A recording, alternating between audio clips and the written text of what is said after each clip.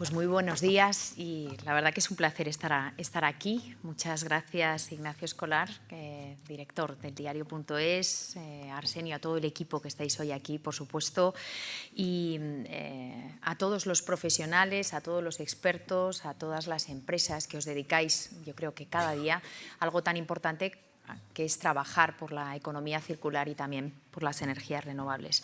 Además, este espacio yo creo que es un espacio de inspiración, de debate, como bien decíais, donde entiendo que transformar la manera de producir y de consumir y transformar nuestro sistema energético está en el centro de las grandes oportunidades que tiene nuestro país, España.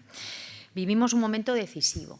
Y creo que es decisivo por muchas razones, pero también por los retos que estamos viviendo. El reto del cambio climático, el reto de la pérdida de biodiversidad y el reto de la contaminación. Son tres retos que están interconectados, que además se retroalimentan los unos a los otros, donde esos desafíos nos muestran cada día en España, ¿no? Su cara más amarga y que nos requiere trabajar con muchísima ambición. Con medidas urgentes y con medidas, lo tengo que decir, y los que me conocéis, veo muchas caras aquí conocidas, lo digo siempre, siempre basados en la ciencia. Esa ciencia que nos informa de dónde están los problemas, pero también nos informa de cómo avanzar en la búsqueda de soluciones. Desafíos que tienen su origen en la forma de consumir y en la forma de producir, por supuesto. Desafíos que además nos dice el último informe de UNEP, nos pone de manifiesto que esa forma de producir, de consumir, de procesar los recursos naturales nos producen entre el 55 y el 60% de las emisiones de gases de efecto invernadero. Los impactos de la biodiversidad, el 90% de los impactos de la biodiversidad terrestre también vienen derivados de estas pautas de proceso de los recursos naturales y también el 40% de la contaminación atmosférica. Precisamente este año 2025, el día de la sobrecapacidad de la Tierra se alcanzó el 24 de julio. Esto significa que en menos de 7 meses la humanidad ya había consumido los recursos del planeta que se podían regenerar en un año. En Europa esa cifra se alcanzó antes, el 29 de abril, y en España, 20 días más tarde que en Europa, el 23 de mayo. Ese sobreconsumo equivale a utilizar 1,8 veces el planeta Tierra a nivel global. Yo creo que es importante avanzar vamos a decir, de una forma más sostenible. Debemos reducir nuestra dependencia de los recursos que son finitos, esos que pueden cambiar a una circularidad, una reutilización y, por supuesto, una apuesta clara por las energías renovables. Unas energías renovables que no solo son limpias, no solo son más competitivas y más económicas, sino que nos permiten un estado de salud, de bienestar y, por supuesto, de autonomía energética y estratégica. Estamos en un contexto donde hablar de autonomía energética y estratégica es fundamental. Contexto complicado, ya lo vivimos con la guerra de Ucrania y es fundamental seguir apostando por ellas.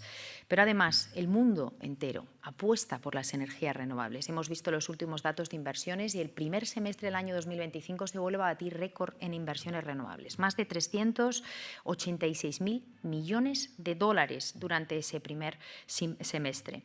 Una señal clara de que ante los retos el mundo apuesta por las energías renovables. Una señal clara que apostar por las renovables también es apostar por la seguridad. Y precisamente hay una carta que han remitido expertos de la OTAN, expertos militares y expertos en defensa, pidiendo que el gasto y las inversiones en energías renovables cuenten como inversiones en seguridad. Yo creo que, si lo dicen los expertos en defensa, creo que en este caso vemos que tienen toda la razón. Una inversión en renovables que nos permite dos grandes palancas. La primera, en este mundo cada vez más inestable, tener menos dependencia y, en segundo lugar, apostar también por esa transformación, esa circularidad y esas renovables significa luchar contra ese cambio climático, ese gran reto que tenemos todos por delante. Una emergencia climática que está aquí, en el mundo en general y en España en particular. Hemos visto como el año 2024 fue el año más cálido desde que tenemos registros, el año que se superó 1,5 grados, ese umbral que nos fijamos hace 10 años en el Acuerdo de París. El último informe de hace pocas semanas del estado del clima en Europa también nos recuerda que Europa se calienta más rápido que el resto de los continentes y que el Mediterráneo se calienta también más rápido. En España vemos cómo esos fenómenos meteorológicos extremos aumentan. Hace un año vimos precisamente esa cara más devastadora del cambio climático, la dana que asoló Valencia, con esas pérdidas humanas y también pérdidas materiales, y por eso hoy también transmito palabras de cariño, de solidaridad con todos los familiares de las víctimas y con todos los afectados. Por eso creo que tenemos que ser responsables, por responsabilidad y por oportunidad. Tenemos que seguir trabajando en una apuesta de una transformación profunda y decidida, que apueste por la economía circular, que apueste por las energías renovables, que son sinónimo de protección, de bienestar y de avance en nuestro país. Hablamos de reducir vulnerabilidades, por supuesto, pero hablamos también de generar tejido productivo e industrial.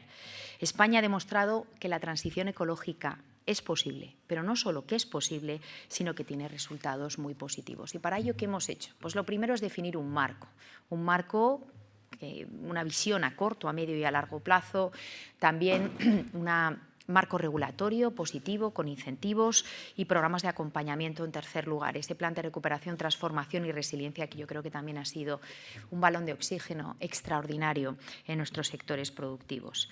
En el año 2020 aprobamos la primera estrategia de economía circular, España Circular 2030, donde buscamos objetivos tan singulares como reducir un 30% el consumo de materias primas, disminuir un 15% la generación de residuos, aumentar un 10% la reutilización o mejorar la eficiencia del uso del agua y reducir las emisiones de gases de efecto invernadero. Una estrategia que identifica actuaciones concretas a través de planes de acción.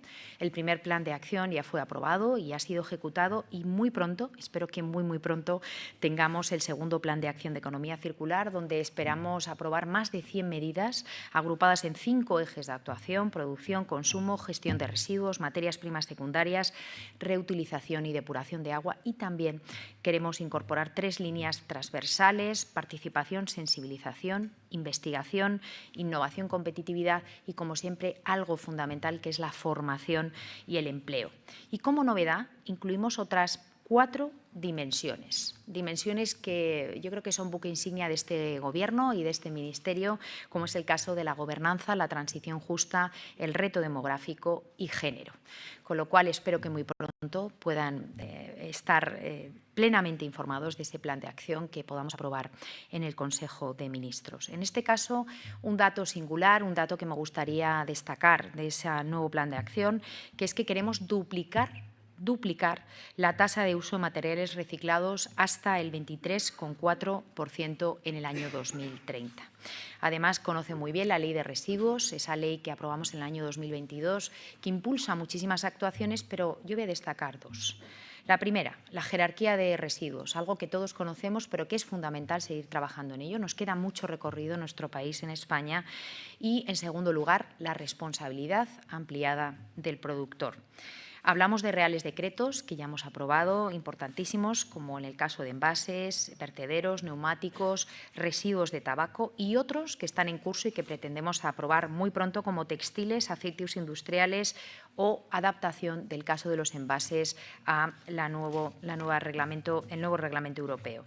Todo esto lo hemos acompañado, y veo a nuestro comisionado, a Alex, con el PERTE de Economía Circular, ese proyecto estratégico que moviliza casi 500 millones de euros en ayudas públicas, que permitirá a su vez apalancar movilización privada. En total, entre público y privado, esperamos movilizar 1.200 millones de euros, donde palabras que indicaba también Ignacio Escolar como ecodiseño, ¿no? nuevos productos, digitalización al servicio también de la mejora de la economía circular, la reducción del uso de materias primas o la utilización de otros materiales que tengan menor impacto, o la mejora de gestión de residuos son las principales palancas que buscamos con este PERTE de economía circular. Ya hemos lanzado líneas que seguro que conocen, una muy transversal para apoyar a todas y cada una de las empresas y sectores con un presupuesto de 200 millones de euros, donde hemos visto aflorar 120 proyectos que están por distintas partes del territorio,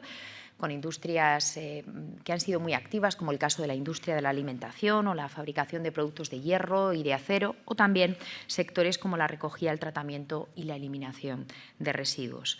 Una segunda línea es la de materiales y bienes específicos, muy orientada al sector textil, de los plásticos y las energías renovables, entendiendo que aquí hay mucho potencial de circularidad. En este caso hemos destinado 300 millones de euros.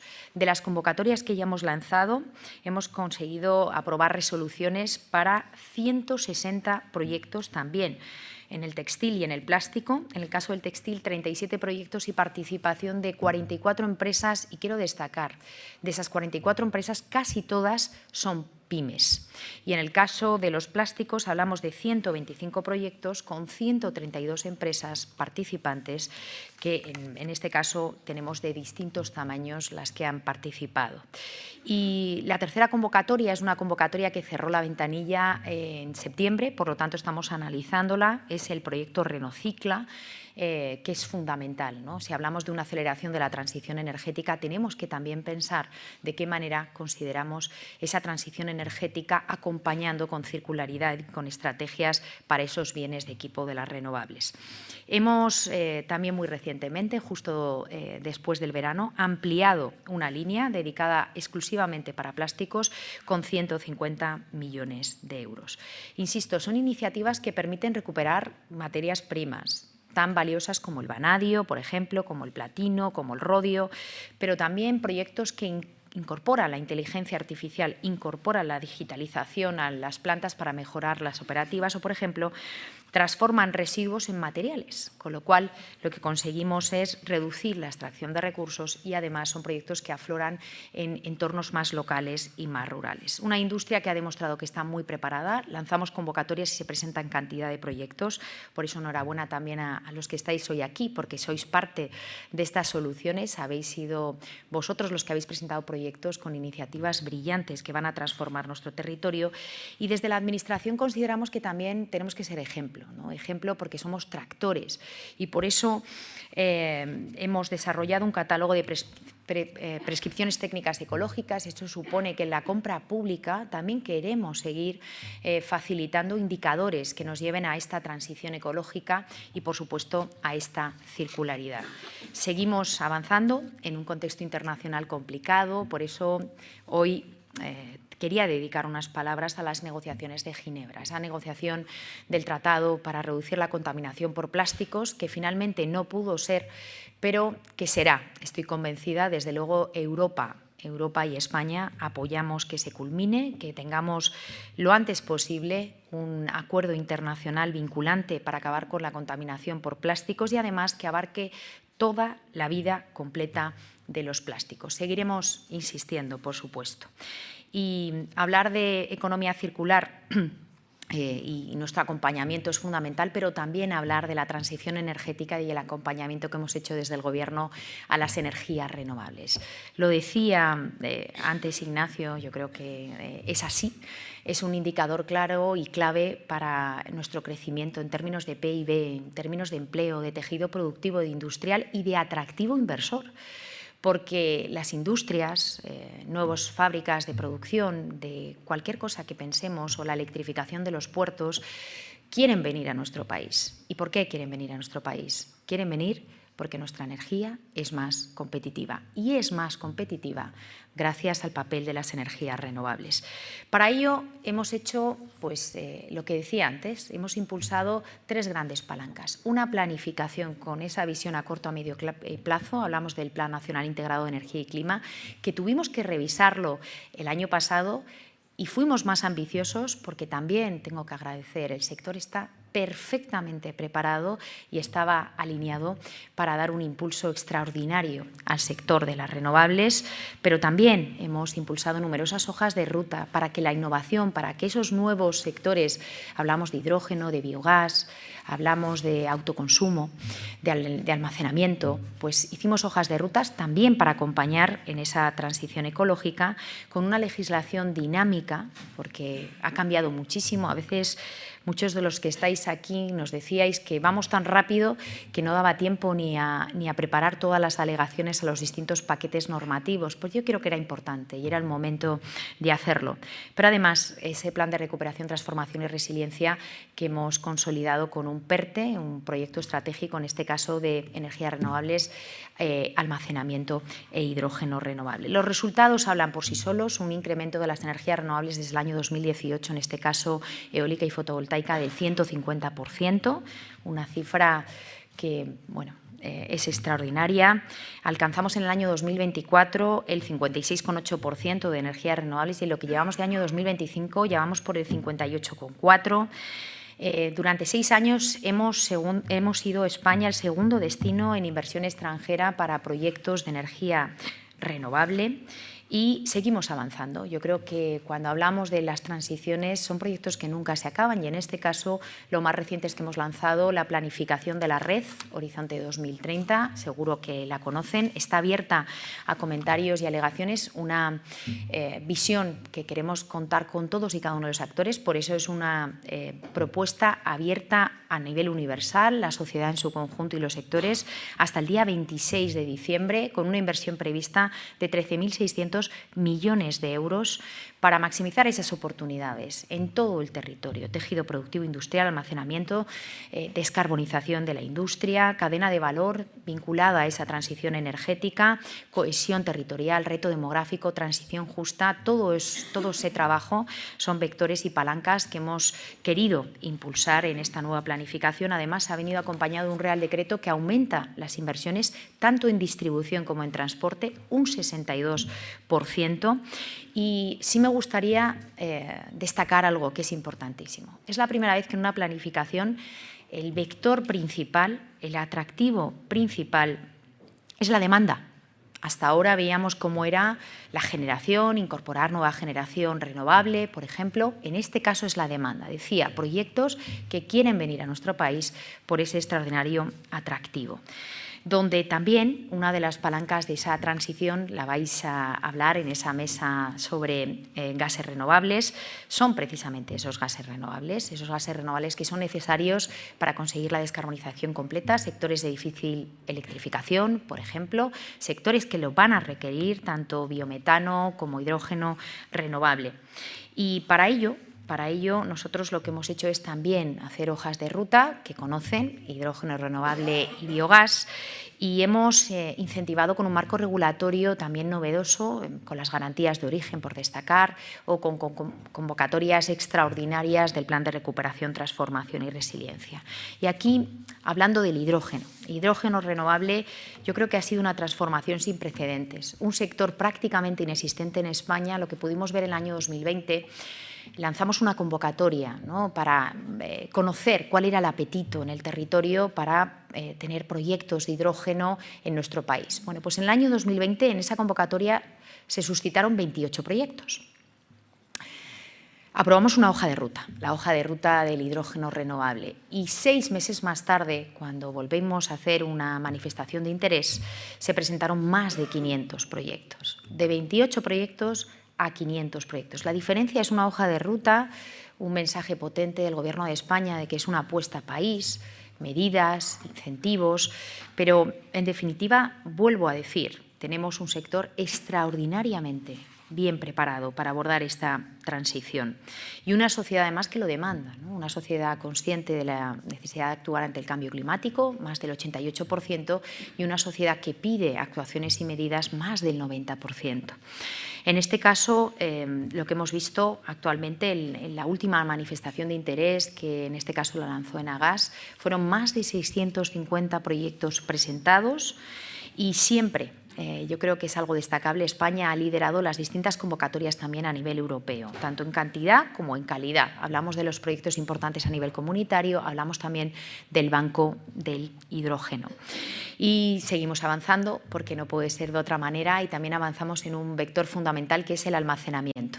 Y en este caso, saben que hace pocos meses lanzamos una convocatoria con 700 millones de euros y hoy les anuncio que tendremos los resultados provisionales. 143 proyectos han sido preseleccionados. En total vamos a conceder, si finalmente salen estos proyectos, 840 millones de euros de fondos FEDER. Como ven, hemos tenido que incrementar la dotación para almacenamiento porque ha habido una cantidad de proyectos presentados, más de 1.750 solicitudes de proyectos de almacenamiento en nuestro país. Hablamos de proyectos de almacenamiento hibridado, proyectos de baterías standalone, proyectos de almacenamiento térmico y proyectos de bombeo. En total, los preseleccionados nos llevarían a 2,4 gigas de potencia adicional y a 8,9 gigavatios hora de capacidad de almacenamiento. Yo creo que es un resultado de momento provisional, insisto, pero extraordinario de esta convocatoria. Y como decía, seguimos avanzando en la transición, también pensando en que esa transición necesitamos circularidad, una visión estratégica y una mención necesito hacer a las materias primas críticas, ¿no? Las grandes transformaciones, la digital, pero también la transición energética requieren de numerosas materias primas que son críticas.